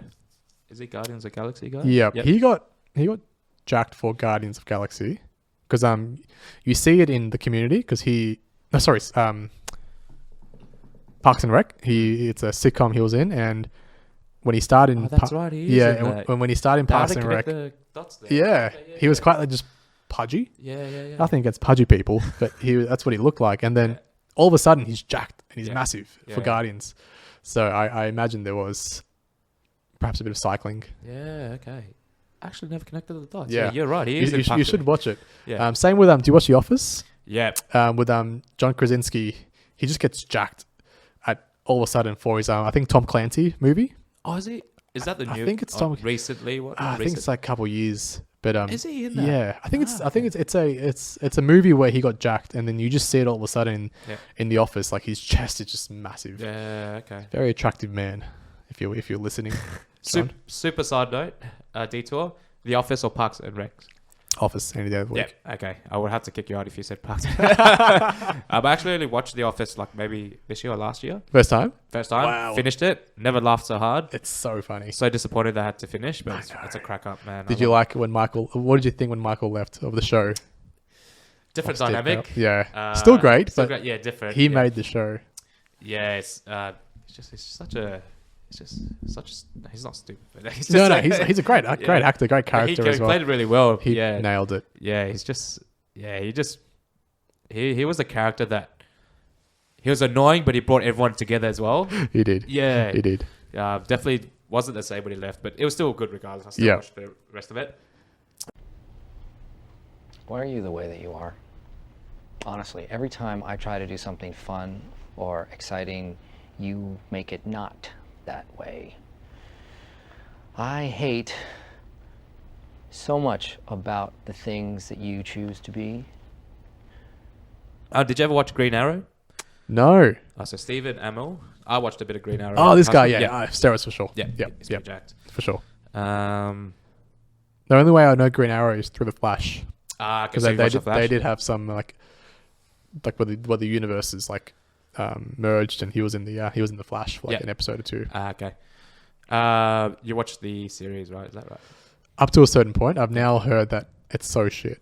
Yeah. Yeah. I used to watch the Flash too. Yeah. Nah. I've stopped watching it. Yeah. I'm not sure who else is left.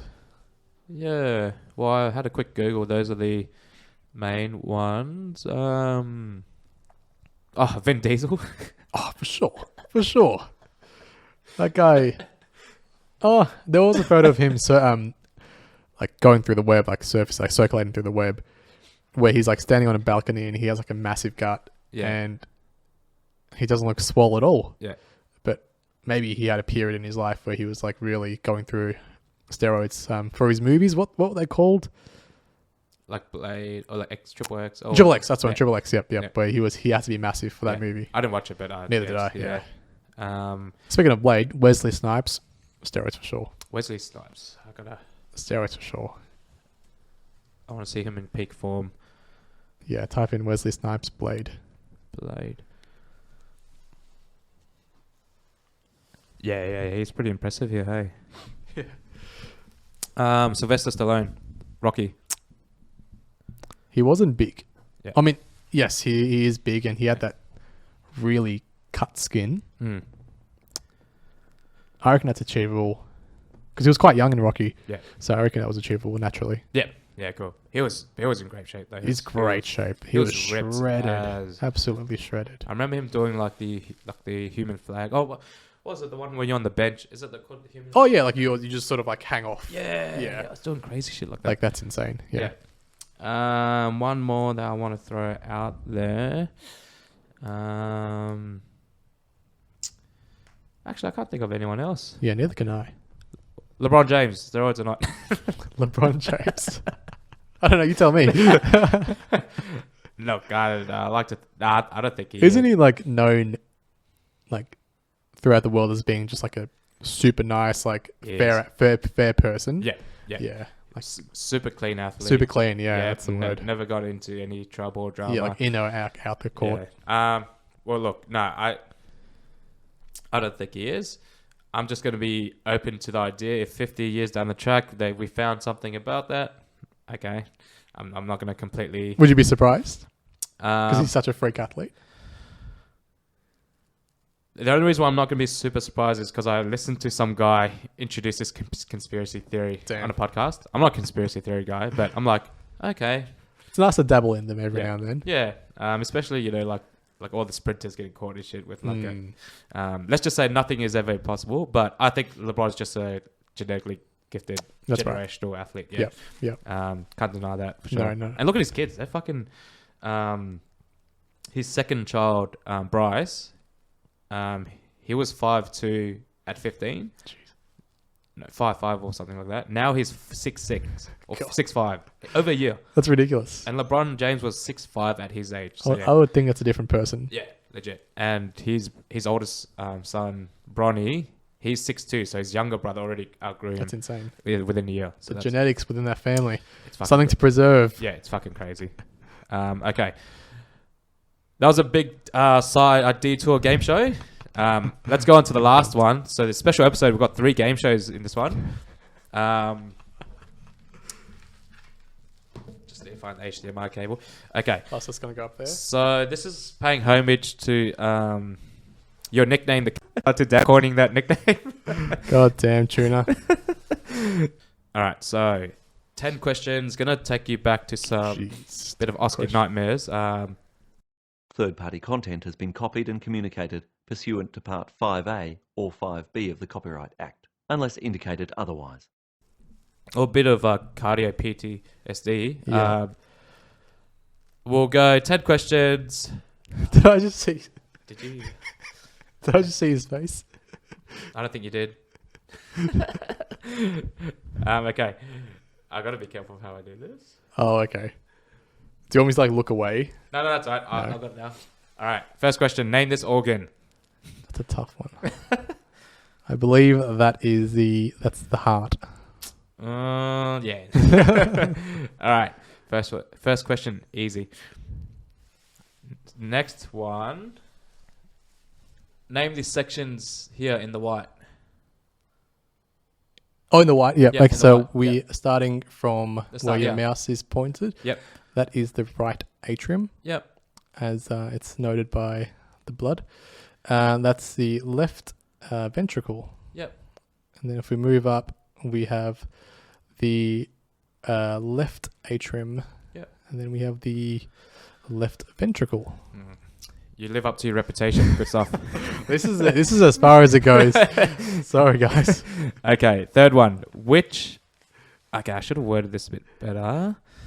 Oh, it's actually listed right there as well. Oh, I didn't even see that. Oh, good. Fair play. Which side of the heart does the blood come in from? That's the right side of the heart through the inferior and superior vena cava. To be honest, I didn't know, so good job.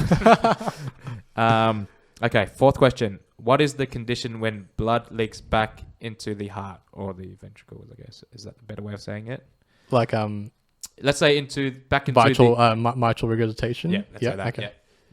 Yeah. Mitral back into the ventricle. Back into the ventricles. Yep, that's it. That's the one.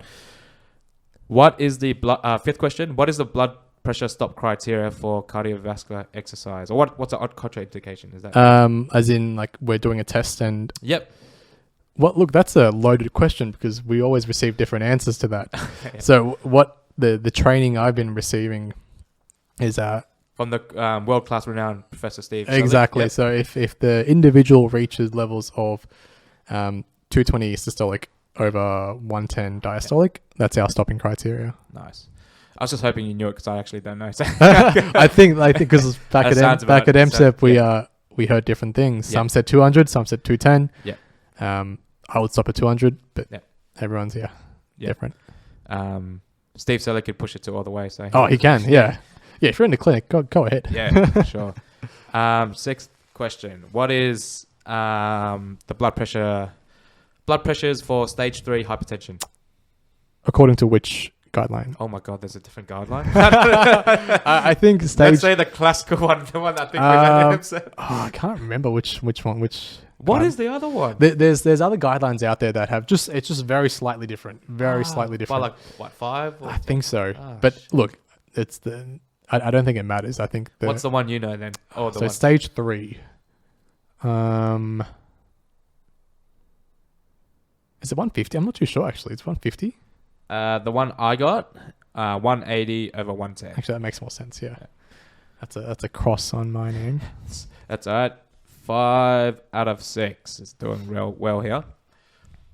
Seventh one, if your client is on a beta blocker, what do you use to measure intensity? You can use several measures. You can use RPE. You can use a talk test. You can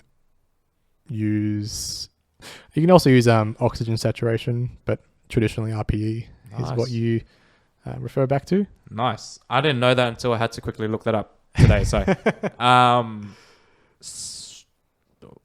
I'm gonna check it out there. I feel like you know why. Why do we have to use a different measurement for intensity? So when you're taking a beta blocker, depending on the dosage, beta blockers have a known effect on cardiac output. So it can lower your heart or your pulse rate, heart rate, by depending on the dosage or depending on the type of beta blocker, anywhere from 10 to 30 beats.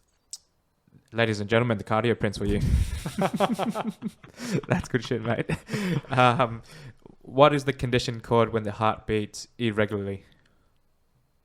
Or just a general word for it, I guess. Like arrhythmia? Yeah. Yeah, okay. I was like, oh, wait, which one are you referring to? There's so many. Yeah. Okay. Heading to the end of it. Is the ECG coming up? Yeah. Name this ECG. Can I get a bit closer? Oh, yeah. Sorry, it's a bit small.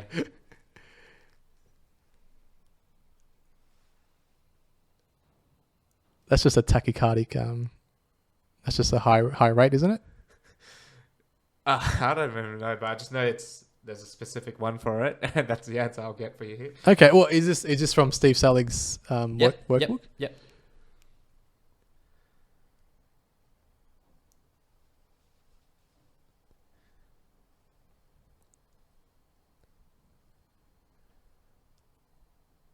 What is that? I'm not too sure actually. Atrial flutter. Oh, okay. Is atrial flutter the one where it's like sore tooth appearance. Yeah. I guess that does make sense. Like Yeah. the T wave is pretty. I think this one's not a pronounced. very clear one. Yeah. It has a little like bumps and Yeah. stuff like that. I just thought that would have been like a tachycardic presentation, which I guess it technically is. But yeah. there you go. Side question, because you can get Different types of atrial flutter. yeah. So do you know which? This would be a 2-to-1, so two peaks per R wave. There we go. So you still know your shit. Good stuff. All right. I thought you would have started off with like a normal rhythm. Straight into it. Straight into it. It's the ninth one, so I had to make it hard. Fair enough. Okay, last one.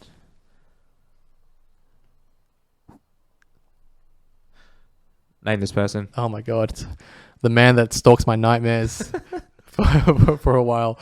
That is the notorious and infamous Steve Salig, ESA, MSAF, AES, AEP.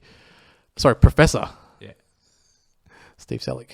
Every acronym you can think of. Every acronym you can think of follows Steve's name. Published author. Published author, but very renowned cardiac exercise physiologist. Yeah.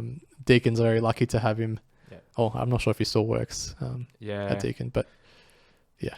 Swim. Always rotator cuffs torn, but he still swims. But he still swims. He's a legend. Also known as the cardio god. The cardio god. This is where the prince. Oh no, not really. the If he saw me misdiagnose that, he wouldn't be happy. All right. So this is pretty much the end, bro.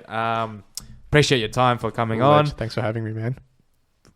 Like I said, Tamim's a switched on guy. Lots of stuff, good stuff in there. So I'll cut and pick away, post them in snippets. Where can people find you if they want to? Actually, do you accept external clients or where can people find you? Oh, you can find me on Instagram, Tamim Jabar. I don't post anything. Yeah. Occasionally post some funny memes on my story, Yeah.